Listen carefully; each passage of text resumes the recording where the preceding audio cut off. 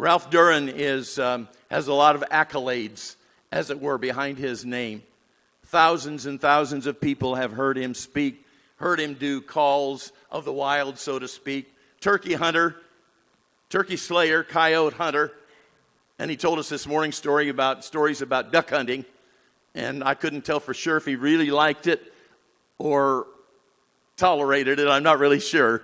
But this man is a hunter. He was the outdoor skills expert for the state of Missouri for many years. And I want you to welcome right now, his most famous claim to fame, though, is he loves Jesus. He told me that first thing. That is what he loves the most. Welcome, Ralph Duran. All right. Well, it's good to be here. You know, a lot of pastors won't give up their pulpit. If Billy Graham came, they wouldn't give up the pulpit. I've seen some of those, but I have to tell you, I'm not a preacher. I'm not a preacher. Oh, that's not going to fit. I am a sinner saved by grace. That's it. That'll work. That'll work. I'll just set this on it. But I'm doing what Jesus told us to do.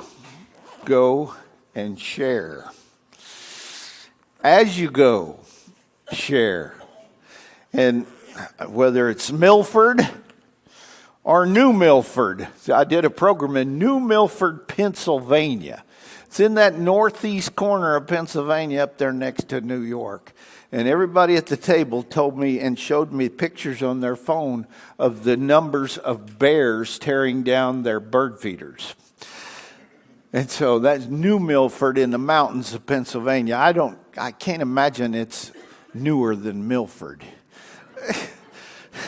There were people there a long time ago, but wherever it happens to be. And my kids, they took this quite literally too. So I have 5 kids and 16 grandkids, and even the grandkids have been to multiple countries. Now, I hadn't flown in an airplane till I was about, 25, and it was a Conservation Department plane, one of those that we hooked a little handle on the front wheel and pulled it out of the hangar and got in it, and it wasn't as big as a Volkswagen Bug, and it flew across the state. Then I had one that was a little bigger that had 2 engines, because you had to have a 2-engine plane to fly at night. That was the policy. So I flew in that one, but I had never been on a big jet airliner before until I won the Grand National Turkey Gobbling Contest in 1995. And they put me on a plane to fly to New York City, and the first thing they did was talk about the flotation device. I thought I knew geography. I didn't know we were going over the oceans to get from Nashville to New York City, but yeah, we did, apparently. But just in case, we had a flotation device. And I didn't know you had to go into such deep explanation about how to put a mask over your nose. I thought most people could probably figure that out on their own. So I really wondered do only stupid people fly? Maybe this was not the brightest thing to do, get in an airplane and fly. But like my daughter's at this moment yet, I suppose, still in the air coming back from Thailand. I think last night she had a layover for 2 hours in Qatar. Okay. I have a son that was in Liberia in November and Brazil in January. Who knows where he's at now? I think India this next trip. And his wife and I had 2 granddaughters just got home yesterday from Liberia. And the other daughter goes to Uganda and Guatemala, and 2 of them been to Nicaragua numerous times. So they're all over the world. They don't think anything about it. It says, go to all nations. Take the gospel, the good news of Jesus. And so they do it. They do it without hesitation, which is how we should accept what God tells us to do. without hesitation. So I don't know if he's telling you need to go to Africa, but he might be telling you need to go across the road or to the person next door or into town. Who knows? All I know is I go where I'm called. Okay? My program is Calls of the Wild, but the greatest call of all is what God calls you to do. Because he seeks us out and he hunts us down. That's how much he loves us.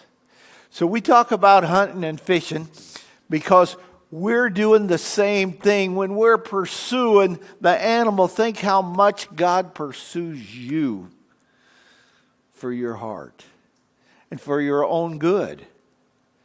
Your own good. So I talk about calls and animals because I love to hunt and fish. I grew up hunting, fishing, and trapping. That's the 3 seasons we had. Hunting, fishing, trapping. And sometimes they overlap. You can do both on the same day. In fact, sometimes you can do all 3 on the same day. I've done that where I go check my traps, catch some beaver. I can go hunt geese. And then I can go fishing in the afternoon. You can actually do that. In the spring, you can hunt turkeys in the morning and catch a limit of crappie in the afternoon. It's great. See? In the summertime, I can catch fish in the daytime and bullfrogs at night. I have a cousin that's the same way, and he'd say, "What are we going to do today? Ralph, we going to go hunting or fishing?" I said, "Let's just do both." That's just how I thought people lived. I was in a grade school out in the country. We got out of school for deer season. It was over the week of Thanksgiving. They'd only had to miss 3 days anyhow. See? I thought that, and then I went into town to Crystal City High School. That was where Bill Bradley, the famous politician after he was a basketball player, went to school there ahead of me, had his picture in there I'd look at every day. They all said, "You can do that." I said, I cannot play basketball like that guy. Bill Bradley and I are the only 2 people that have ever been on the Tonight Show with Jay Leno from Crystal City High School. And he had to run for president to get on there. See? I got on there to do calls, see? But that's just the way we live. And then God was looking out for me. I didn't know it at the time, but when you look back on your life, boy, God was looking out for me a lot of times. A lot of times. He had a plan. Now, here's the good thing. He's got a plan for your life, too. You might not know what it is. I thought my plan, my dad and my uncle's plan was I was going to be a veterinarian, and we were going to put the veterinary hospital right there in the pasture between our houses so that he could have free veterinary care for all the critters. That was the plan because we had everything. You know, we had Black Angus cattle. I'm sorry if you're a Hereford person, but don't tell me you got Simmentals. I had an argument with the livestock judging coach back in college. Every class, he placed the Simmentals over everything else because they're standing up on more bone. I'm saying, we're not selling bones. We're selling steaks. I would still like to see him today to say you were wrong. I was right. I mean, that's why we raised Angus. Better steaks, right? Them Simmentals are tough. You got to grind them up and put fat from the Angus in to make your hamburgers. So, I'm sorry if you go on Simmentals. I don't mean to offend you. But watch out because sometimes they're mean. So, that's what we did. Okay, so where was I? Oh, yeah. Anyhow, we hunt, fish, and trap. The conservation department obviously had to be inspired by God because the year I was born, 1954, August 1st, I'm going to be 70 coming up here in less than a month. 70, yeah, oh, that sounds so old. But the year I was born, they decided to start restocking wild turkeys. And the second place they released them was less than 10 miles from my house in the northeast corner of St. Genevieve County. 10 miles from my house. And they said, if you'll protect those turkeys, for 5 years, we'll open turkey season. Well, we got to where on our trap line, we could see 3 flocks of turkeys every day. All 3 flocks had over 200 turkeys in them. So every day I see 600 turkeys. And we got tame turkeys. And I'm listening to them go.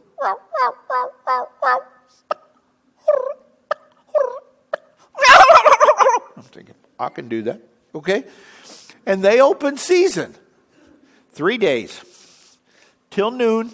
That's dumb. We got to quit at noon. Who ever heard of such thing? Yep, quit at noon. 3 days. Half hour before sunrise to noon. And you get 1 turkey. What's that? We know where there's 600. Okay. So we didn't know anything about turkey hunting. So Dad studied up on it. Well, the only thing is usually one article in Outdoor Life, Sports Afield, something like that, written by some good old boy from Alabama or Mississippi. Said you need a wing bone yelper to call the turkey. We didn't know what he's talking about. It's because it's a call made from a wing bone of a turkey. You have to have a turkey to get the wing bone to make the call to call the turkey. We didn't have it. They said if you don't have one of them, you can get you a box call. We ordered a cedar box call from Burnham Brothers, Marble Falls, Texas. They said you had to wear camouflage. Turkey can see you blink at 50 yards. They were wrong. He can see you blink at 100 yards. And it came with a green camouflage, head nets, and net gloves, because you could not find anything for hunting when it's warm in a sporting goods store here. All they had was Duck Hunter Brown. I mean, and for deer season, we wore our brown bird hunting outfit, and put a red handkerchief on the back of the vest. We didn't have Hunter Orange. We ordered that, and the instructions said go to the woods 30 minutes before sunrise, make the yelp of a hen turkey once, set it down, don't touch it for 10 minutes. What is the yelp of a hen turkey? It didn't come with a recording. And there were no CDs. There were no thumb drives. There were no photo or phonograph albums of turkey sounds. So we just listened to the hen turkeys. What are they doing? Well, we got to playing with this thing.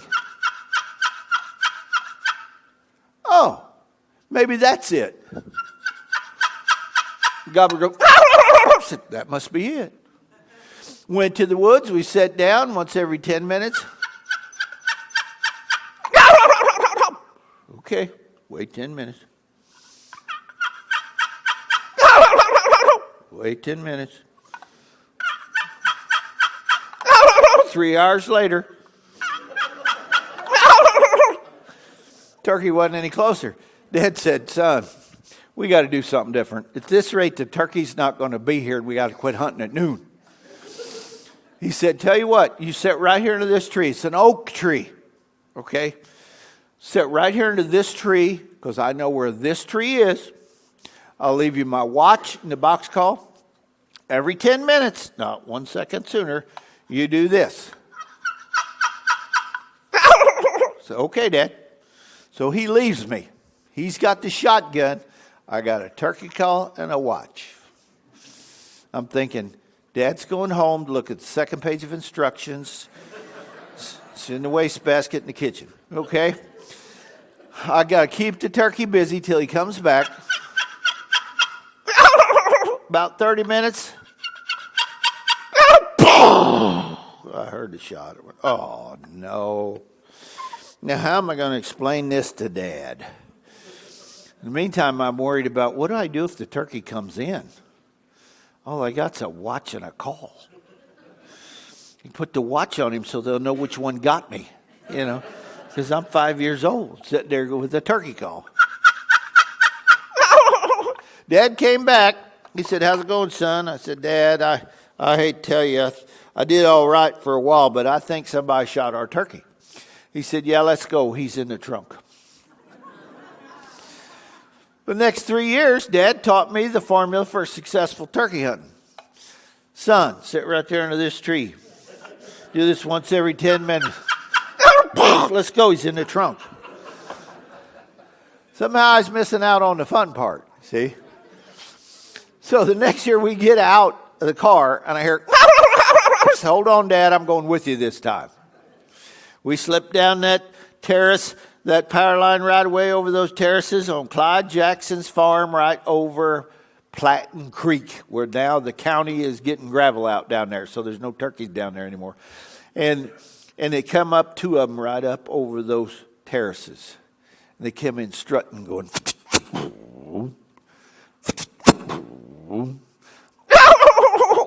and I shot, and Dad shot, and mine started flopping, and I went, oh no, he's getting away. So I tackled him. And we both rolled down the hill. And when I got up, I was covered with the turkey's blood. Thank goodness it wasn't mine. And my new Ranger camouflage was ripped to pieces, and my gloves were cut up by those 1.125" sharp spurs like that. And my turkey weighed 24.5 pounds, and Dad's was only 22.5 pounds. And mine had 5 beards, and Dad's only had 3 beards. You know what happened the next year?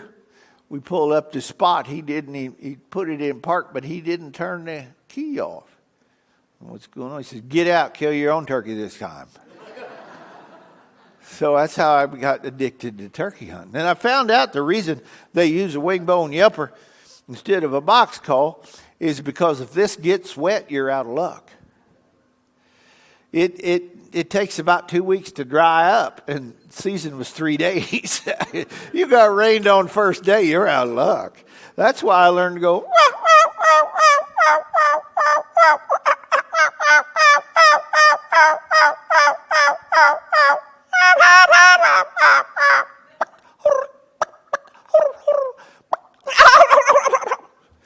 After that, I thought, well, I should learn things that make turkeys gobble without calling them in. You're not always ready for them to come running in. And sometimes out west with those Merriams and Rio Grandes, they just come running. And you got to be ready. You got to be set down up against a good tree, have your gun up, be still and camouflage. You stand out in the middle of a big fescue field going, last thing you want to hear is your video man say, don't move. Why? Well, they're right there. Where? To your left, about 20 yards. With nothing between us, and we're standing there in a field, and the camera's on the ground. That happens. So don't do that. What you do is you do things that make turkeys gobble. Now, we had tame turkeys. In the spring, a tame turkey gobbles anything. You walk out and go, hey, turkey. We can't do that with wild ones. They're going to go the other way. So what did they gobble at?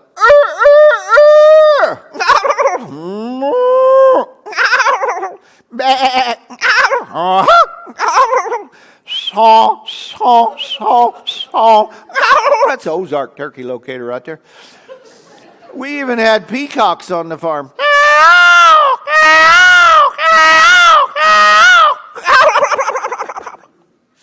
So I thought, well, you know, those don't really blend in very well. You can buy a raging rooster and a screaming peacock turkey locator call today, but they just don't blend well. But I have been sitting in places where I heard all of those, and turkeys gobbled at all of it. Turkeys gobbled, you slam the pickup truck door. Turkeys gobbled the train whistle and the ambulance siren. But when you go and when you're hunting one, try to get one to gobble, you know. So I said, well, here's the best one I know of, the barred owl. And the barred owl is the Southern Baptist owl. Because what he says, you see, he says, who cooks for you, who cooks for y'all? We have Wednesday night dinners and we get the parking lot full because couples come in separate cars. And the Methodists down the street wonder what we're doing. We got twice as many people on Wednesday night, Sunday. It's because my wife does the cooking and they like it. The barred owl says, who cooks for you? And then say, who cooks for y'all? That's why we know they're Southern Baptists, not Northern. And they say, oh, oh, oh, oh, oh, oh, oh, oh, oh, oh, oh, oh, oh, oh, oh, oh. And then when you get 2 or 3 together, you know what you call where 2 or 3 are gathered? Fellowship. when you fellowship, you're having fun. And they get to laughing and carrying on.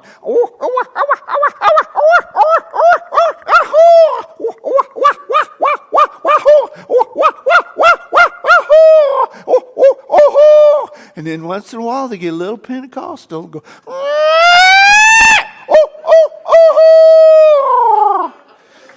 that's your barred out right there. Now, if you can't do that, you can get a barred owl call, and all you got to do is blow in it. In fact, a friend of mine up in Hillsboro, Missouri, makes calls that win all the world and national calling contests now. Jimmy Harrison, the Harrison Hooter. Sounds a little more like an owl. You'd think there were feathers on it when you blow it. Sounds so good. And they come right in. I've called them in for groups up to 600 people. 600 fidgety kids. And the owls still come in and fly back and forth over there. It's great. So if you walk out and want to find out if there's a turkey there, just go, oh! You'll hear, got a place like that, see me afterwards. I'll be back next spring. I have heard as many as 15 gobblers in one spot do that in the Ozarks. In fact, I was on a ridge in Texas County, 1979. My wife wants to know how I remember all these. I say, it was very memorable.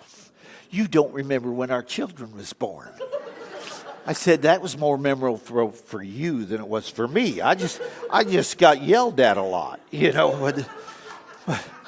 But yeah. So, yeah, I remember that. The guy took me out there, and I went, oh, down that ridge, and there were about 30 of them, and there were about 30 more on the next ridge over. I thought, oh, I've already died, didn't know it. I'm in heaven. This is it. This is heaven. Yeah, it's got to be that way. So I did barred owls and red-tailed hawks, and that's a pileated woodpeckers, and then one of my favorites is the crow.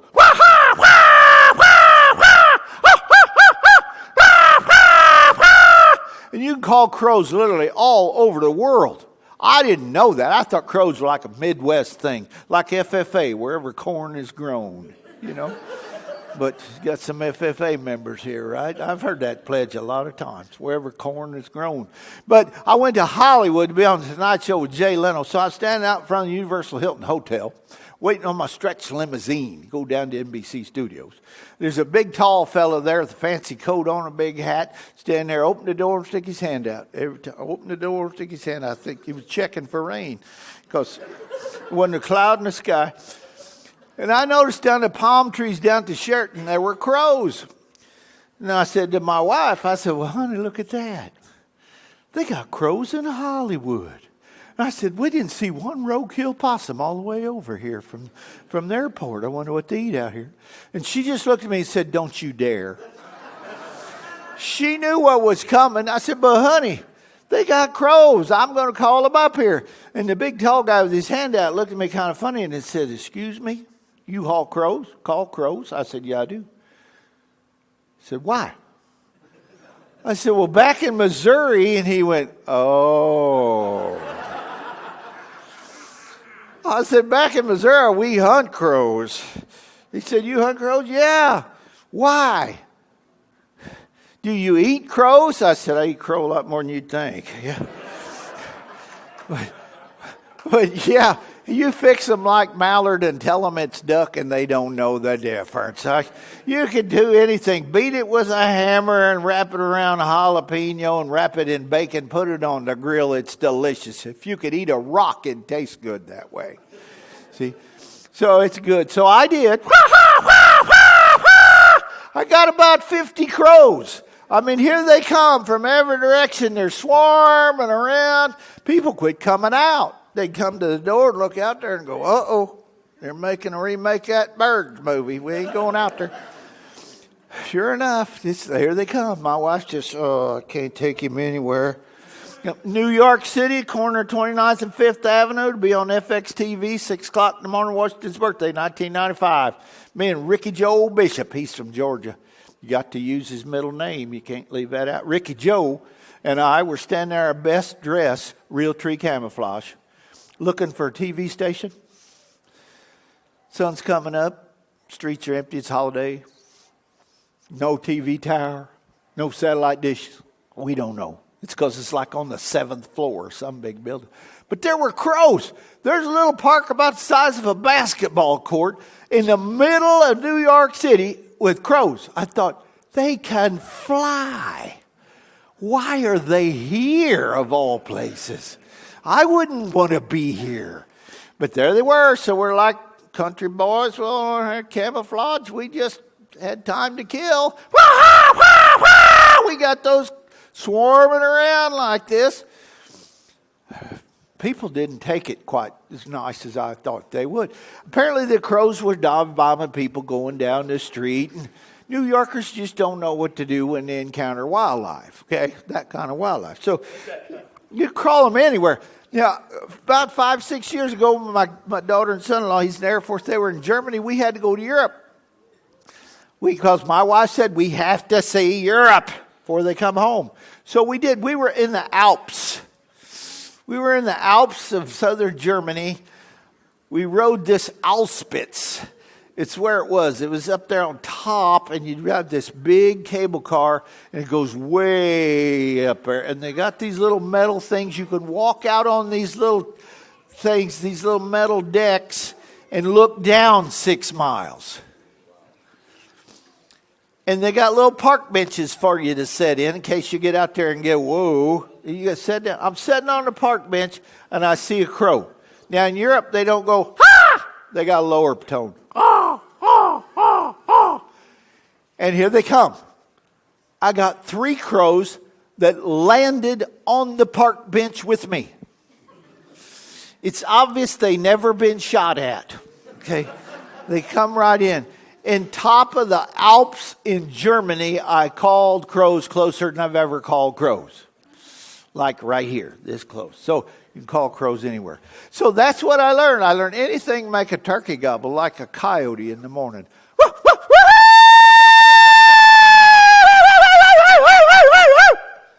See, coyotes don't go like on television. Yeah, that's somebody's hound dog. That's not a coyote. It's Errol Flynn's hound dog. That's who that was. First time they put sound in a movie. No, that's not a coyote. He has a high-pitched voice, like lady on the front row of the choir. Now, you can't do that big, long howler. You won't hear the... You got to do this little short thing. Okay, like that to make them gobble. Now, I have to warn you if you do that very often. That's the adult male challenge call. You just picked a fight with a big, mad male coyote. It's important to know that. And hopefully you still have the shotgun loaded when you do that. So it calls them right in. So that's what I learned to do. And then I thought, I took a reporter for National Public Radio one year when I lived over in Herman. So it was 80s, sometime in the 80s. And we got a gobbler fight going on. We have other turkeys watching and gobbling. We got crows and owls and songbirds and carrying on. And when you play, he had this big fancy tape recorder. And when you play it back, you could barely hear the turkeys. And I'm thinking, whoa, if you listen to that tape, it would be like listening to an orchestra and you thought you just heard a trumpet. And when you played it back, it's a whole orchestra, because we were just focused in on the turkey. And all these other things are going on. And I thought, most of the time people go through life that way. I could go to a school. I can do 100 different calls. This one school, they had me there last day of school every year. Or, where was it? Oh, it was in Franklin County on Highway 50. And they had an outdoor classroom thing, a little amphitheater. And I just called in the critters that were there. It's the last day of school. Kids have been here on this playground the whole time. and never noticed any of those. Well, I called them in. It's a mourning dove. Oh, look, it's a mourning dove. They fly in and do it. The mourning dove was there all the time. It's a blue jay. A cardinal. A robin. A tufted titmouse. Yeah, a common yellowthroat. They're all there. Wait a minute, they've been there the whole time. Crows.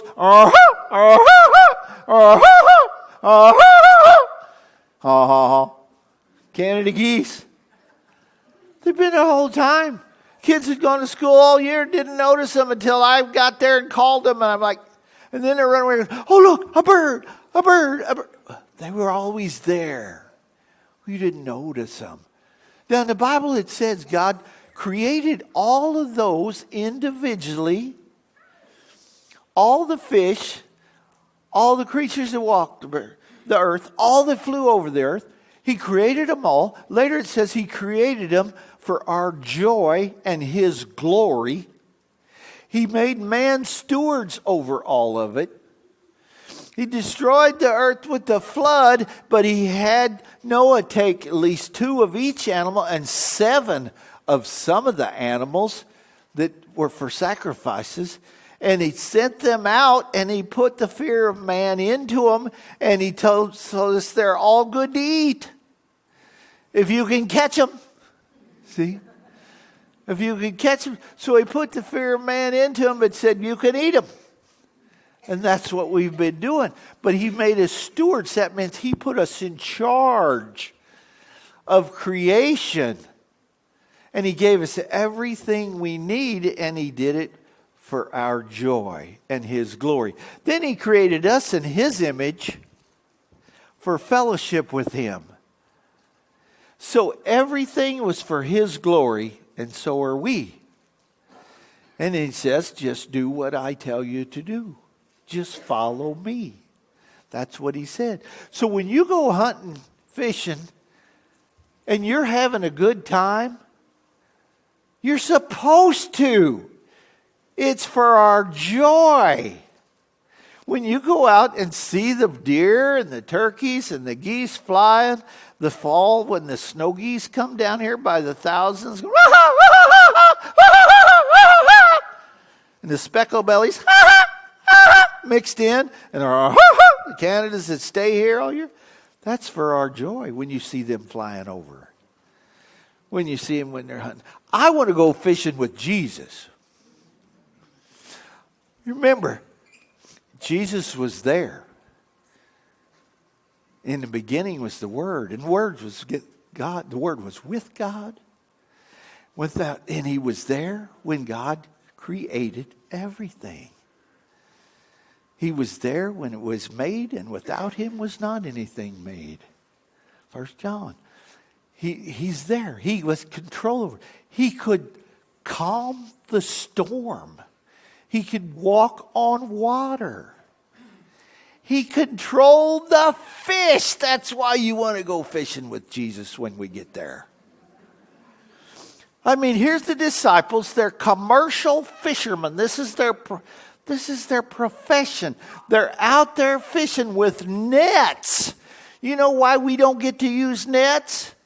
Because they work too good. Yeah, they're commercial fishing. You catch a lot of fish when you use nets. So we don't get to use them here. You can use them in the Mississippi River and then some in the Missouri River for rough fish, the kind you really don't want to eat. But you can't just go out to like Truman Lake or Stockton Lake and put out the big nets. You're going to be in trouble with the game warden, okay? But they're fishing for their life. And they're out all night and couldn't catch a fish. And Jesus over there on the shore, he said, hey, you guys. They're like, I wonder who that is over there. Put your net on the other side of the boat. okay? They've been all night. They're professional. You know what happens if you told a commercial fisherman that here on the river? Who do you think you are? We've been here all night. Then they said, well, what's it going to hurt? We've been here all night. He said, throw it over here. Let's throw it over here. They threw it over there so full they couldn't drag it in. Jesus knew where the fish were. That's better than one of those new $5,000 locators. What do they call them now? Live scope, where you watch the lure go down and the fish come and get it. Jesus was on the shore and knew where the fish were. That's like having a crappie guide that put the brush pile in this spot and there's no marker. I had one of those, conservation agent. He'd line up a point over there and a point over there. He'd triangulate because he knew if you put a marker, everybody'd know it was there. And he says, you throw right there, and if you're 3 feet off, you're not going to catch anything. But you throw right where he said, you're going to catch a crappie just like that. That's as close as you're going to get to fishing with Jesus right there. Because Jesus controls the fish, the birds, the wind, the rain, the waves.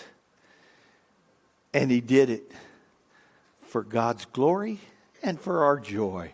So, next time you're outside, you don't have to be hunting or fishing.